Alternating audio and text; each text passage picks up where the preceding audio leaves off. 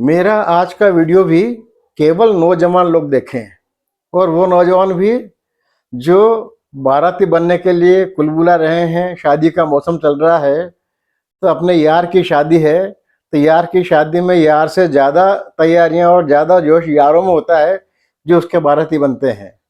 तो ऐसे बाराती बनने को कुलबुला रहे तमाम यारों को आज का मेरा ये वीडियो समर्पित है। इसको बहुत ध्यान से सुने और अंत तक सुने, और सुनने के बाद विचार कीजिएगा कि मैंने जो कहा उस पे आगे उन्हें क्या करना है। नमस्कार, मैं विष्णु बैरागी, और आप देखना शुरू कर चुके हैं मेरा यूट्यूब चैनल बैरागी की बातें। आज मैं बारात पे इसलिए बात कर रहा हूँ कि आज सुबह मुझे एक बारात में शामिल होने का न्योता आया, और उस वक्त तो मैंने कुछ नहीं कहा, लेकिन जब वो मुझे न्योता दे रहे थे मित्र लोग, मैंने तभी तय कर लिया था कि मुझे इस बारात में नहीं जाना है, क्योंकि वो बारात रतलाम से बाहर नहीं जा रही थी, रतलाम की रतलाम में ही है। लड़की वाले लड़की को लेकर यहाँ आए हैं, और लड़का वाला तो रतलाम का है ही। बारात के बारे में मुझे लगता है कि आजकल हम में से कितने लोग इस बारात का अर्थ, इसकी आवश्यकता, इसका औचित्य जानते हैं। शायद ही बहुत कम लोगों को पता होगा, वो भी पुराने लोगों को पता होगा, क्योंकि बारात का महत्व हमारी कहावतों मुहावरों में मिल जाता है। कभी कभी बिना दूल्हे की बारात हो जाती है, और यदि किसी आदमी के अनुभवों की परख करनी होती है तो कहने वाले आपको ऐसे कभी कभी सुनने को मिल जाया करता होगा कि ठीक है यार, हमने शादी नहीं की तो क्या हुआ, हम बारातों में खूब गए हैं। तो गोया बाराती होना जिंदगी को पूर्णता देने वाले अनुभवों में से एक आप शामिल कर सकते हैं। लेकिन ये बारात का आज औचित्य क्या है, और तब क्या आवश्यकता थी, बारात की आवश्यकता क्यों पड़ती थी, इस बारे में शायद ही किसी को पता हो। मैं अपनी सोच समझ के मुताबिक आपको बताने की कोशिश कर रहा हूँ, और मुझे लगता है कि ये सुन के आपको भी अच्छा भी लगेगा, और कुछ मामलों में आपको लगेगा कि थोड़ा आपको शायद चकित भी होंगे कि ऐसा भी होता था क्या। तो आज आइए बारात की बात करें। पहले के ज़माने में दो बातें प्रायः हुआ करती थी। एक तो एक लड़की के लिए एक से अधिक वर के दावेदार सामने आ जाया करते थे। ये मैंने पहले मेरे वीडियो में आप कह चुका हूँ आपको मैं, शायद जिसमें लग्न के बिना लग्न हो रहे हैं वाला शीर्षक मेरा वीडियो है, उसमें आपको देखने को सुनने को मिल जाएगा। और दूसरा ये हुआ करता था कि कभी कभी ऐसा भी होता था कि लड़की वाला अपनी लड़की की शादी का खर्च, लगभग लग्न फेरों का खर्च लड़के वाले से वसूल करने की मांग कर दिया करता था। ये दो आशंकाएं बराबर बनी रहती थी।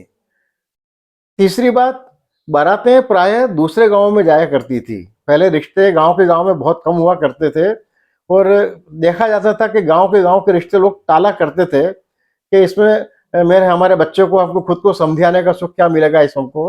तो इसलिए बारातें शादी संबंध पहले दूसरे गांव में तय हुआ करते थे। तो बारातें बाहर जाया करती थी, वाहन कोई थे नहीं, तो सामान्यतः बैलगाड़ियों से बारात जाया करती थी। और एक एक दिन, एक एक रात, दो दो दिन, दो दो रात तक की बारातों में मैं शरीक हुआ हूँ, बैलगाड़ियों की यात्राओं में। तो ऐसे वक्त पे सुनसान जंगलों में बारात बैलगाड़ियां निकलती थी, और बारात वाले जब जाया करते थे तो अपने साथ गहने और रकम भी ले जाया करते थे। तो उनके लूट जाने का डर होता था, चोर डाकू धावा कर सकते थे। तो हमें सुरक्षा के लिए हम जैसे साथियों की आवश्यकता पड़ा करती थी। तो सुरक्षा की दृष्टि से बाराती आवश्यक थे। फिर जहां मैंने कहा एक से अधिक दावेदार यदि लड़की के लिए आ गए, तो फिर वहां पर मारपीट, खून खराबे तक की नौबत आ जाया करती थी। बारात में, हमारे मालवा में बारात को जान भी कहते हैं। फला फला की जान जा रही है, विष्णु की जान जा रही है, विष्णु की बारात जा रही है। और बाराती को जानिया कहा करते हैं। मतलब ये मैं विष्णु का जानिया हूँ, मैं विष्णु का बाराती हूँ। तो जानिया वो जो यदि वधु को लेकर एक से अधिक दावेदार हो तो अपनी जान पे खेलकर अपने दूल्हे को उसके विवाह फेरे पूरे करवा के वधु को साथ लेके आ जाए, वो होता था बाराती, वो होता था जानिया। इसलिए बारात की आवश्यकता पड़ती थी। दूसरा, एक और बात हुआ करती थी। प्रत्येक, लगभग जो भी सयाने लोग जाया करते थे बारात में शरीक होते थे, वो सब अपनी अपनी आर्थिक क्षमता हैसियत के हिसाब से कुछ न कुछ नकद रकम अपनी जेब में रखा करते थे अलग से। और लड़के को, बाप को धीरे से एकांत में कहते थे कि मैं 2000 की व्यवस्था करके चल रहा हूँ, चिंता मत करना। इस तरह से हर बाराती अपने अपने स्तर से अपनी अपनी आर्थिक व्यवस्था करके चलता था, ताकि यदि कभी लड़की वाला ब्याह के खर्च की मांग कर ले तो लड़के के बाप की इज्जत बनी रहे, और जितना खर्चा वहाँ होने वाला हो उस खर्चे की व्यवस्था की जा सके। ये होता था बाराती होने का अर्थ, ये होता थी इसकी आवश्यकता, और ये होता था इसका औचित्य, और सामाजिक साक्ष्य तो इसके अपना आप हो ही जाया करते थे कि इतने लोगों की उपस्थिति में फला फला का विवाह संस्कार संपन्न हुआ, ये उसका औचित्य हुआ करता था। इस तरह से बारात की आवश्यकता इसलिए पड़ा करती थी। मैं भी खूब बारातों में गया हूँ, बैलगाड़ियों में गया हूँ, और मैंने शायद पहले भी एक अपने वीडियो में कहा था कि एक बारात में तो विवाद की स्थिति आ गई थी, तो एक हमारी भाभी को तो मैं बिल्कुल खींच के ट्रक में खींच के बिठा के लेके आए थे हम लोग। तो बारात उस वक्त इसलिए आवश्यक हुआ करती थी कि गांव से दूसरे गांव में हुआ करती थी, बारात पे हमले होने के, जान माल लूट जाने के खतरा हुआ करता था, तो सुरक्षा की दृष्टि से अधिक लोगों की आवश्यकता हुआ करती थी। और यदि लड़की वाला पैसा मांग ले, खर्चा मांग ले, तो लड़के के बाप की इज्जत बनी रहे और लड़का कुंवारा वापस नहीं लौट आए, इसके लिए बारातियों की आवश्यकता हुआ करती थी। और इसीलिए उस वक्त में बाराती ठोक बजा के तय किया करते थे किसे बारात में ले जाना। हंसी खेल नहीं था जैसे कि आजकल बच्चे लोग अड़ जाते हैं आज। और जब बारात जाया करती थी, अब आप कल्पना कीजिए, आज भी कुछ लोग इसका पालन करते हैं और देहातों में तो होता ही होता है। आप कल्पना कीजिए कि, और खर्चे वाली बात आपको एक बार बता दूं, अभी भी हमारे ग्रामीण अंचलों में ये माना जाता है कि लड़की वाले के यहाँ बारात के तोरण तक आने तक का खर्चा लड़के वाले को देना होगा। इसीलिए बारात गांव में उतर गई है, लेकिन उसके लिए बैंड की और घोड़ी की बुकिंग तो करता है लड़की वाला, और उस बुकिंग का खर्चा लड़के वाले से दिलवाया जाता है आज भी कई गाँवों में। तो भाई ये खर्चा तो आपको करना पड़ेगा, क्योंकि आप बारात लेके आए हो और आपकी जिम्मेदारी है। और आप कल्पना कीजिए, होता ये था और आज भी होता है, अब आजकल रस्म के हिसाब से निभाया जाता है इसको। पहले आशंका हुआ करती थी कि कहीं लड़की वाला खर्चा नहीं मांग ले, तो लड़के का बाप एक लाल थैली में, जिसे हम लोग खोतरी कहते हैं हमारे इलाके में, उसमें नगद कलदार सिक्के, उस वक्त चांदी के सिक्के चला करते थे और शुद्ध चांदी हुआ करते थे, उसकी आवाज़ बड़ी खनक होती थी, उसे कलदार बोलते थे 1 रुपए के सिक्के को। और विक्टोरिया महारानी का उसमें फोटो छपा होता था। तो लड़के दूल्हे का बाप कहता था कि विक्टोरिया कलदार से भरी थैली लेके आपके सामने आया हूँ।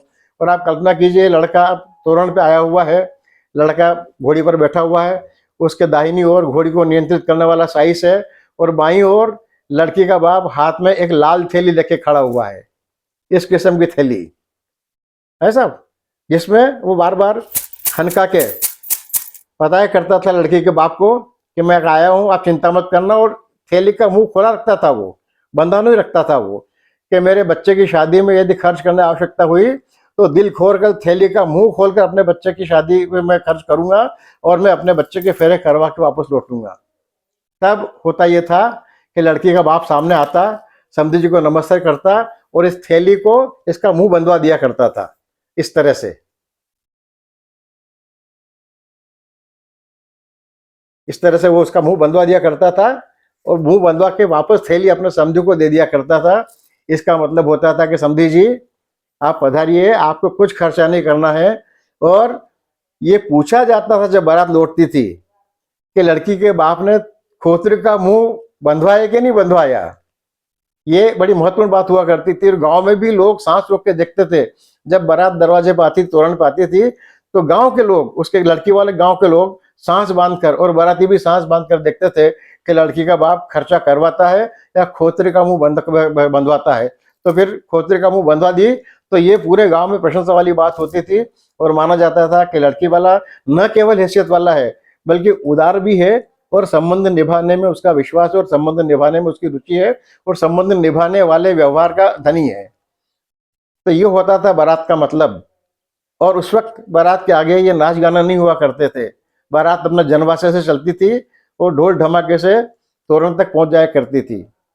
अब आज के नौजवान जो अपने यार की शादी की बारात में नाचने कूदने की तैयारियां करते हैं, रतला में तो नासिक के ढोल मंगवाते हैं ताकि खूब नाचा जा सके। आप कल्पना कीजिए, क्या अब ऐसी बारातों की आवश्यकता है? अब तो लड़की वाले जब खुद आ गए हैं, तो फिर कौन सी बारात? सब कुछ निश्चित है, कोई जान माल का खतरा नहीं है, किसी हमले की आशंका नहीं है। लड़की वाला खर्च मांगने के लिए छोड़ दीजिए, लड़की वाला तो खुद मेहमान बन के बैठा हुआ है, वो आपसे शादी क्या खर्चा मांगेगा। अब स्थिति ये हो गई है कि बारात एक इवेंट बन के रह गई है, और बारात में जैसे कहिए कि बारात की वजह से कई लोग अब पसंद नहीं करते हैं, लेकिन जैसे कहिए कि बारात जब निकलती है, यातायात अस्त व्यस्त हो जाता है, ढोल ढमाके इतने बजते हैं कि आपस में बात भी नहीं कर सकते आप। और लड़के वाले बाराती लोग बैंड वाले को लुटाने के लिए लड़के पे न्योछावर कर करके के रुपए खुले हाथ लुटा देते हैं। और कई बार तो होता है कि बैंड वाला जितना बुकिंग करता है उससे ज़्यादा उसे न्योछावर मिल जाती है। कुल मिला के अब आप खुद मेरी सारी बात सुनने के बाद में आप विचार कीजिए कि आज बारात का क्या अर्थ हो गया, क्या आवश्यकता है, क्या औचित्य है, क्या बारात केवल एक इवेंट है। आप विचार कीजिए, नौजवान दोस्त विचार कीजिए, इस बारात पे आप इतना श्रम, समय, ऊर्जा और धन इस पे खर्च कर रहे हैं, इन सब की क्या आवश्यकता है, इन सब का क्या औचित्य है। और आप ये सब बारात नहीं ले जाएंगे तो भी बारात में तो आज तो स्थिति है कि एक ही वेडिंग हॉल में, एक ही रिसोर्ट में, एक ही होटल में बारात वाले भी घर, लड़की वाले भी रुके हुए, लड़के वाले भी रुके हुए हैं, दोनों पक्ष के लोग रुके हुए हैं। तब उसमें बारात निकालना एक रस्म से अधिक कुछ भी नहीं होता है। और ये रस्म हम निभाए जा रहे हैं बिना इसका अर्थ समझे, बिना इसकी आवश्यकता समझे, बिना इसका औचित्य समझे। और इस पर हम अपने बड़े मूल्यवान परिश्रम से अर्जित साधन संसाधन लुटाए जा रहे हैं। तो नौजवान दोस्तों, आप खूब मजे कीजिए, खूब नाचिए गाइए, खूब बैंड बाजे बजाइए, लेकिन एक बार विचार कर लीजिए कि इन सबके लिए सड़क पे निकलना जरूरी है या आप जहाँ पे रुके हुए हैं उस अहाते में ये सब किया जा सकता है। विचार कीजिएगा। और अगली बार रतलाम के लोग यदि सुन रहे हो तो मुझे किसी बारात में मत बुलवाइएगा। धन्यवाद, नमस्कार। मैं विष्णु बैरागी। मेरा चैनल अवश्य सब्सक्राइब कर लीजिएगा।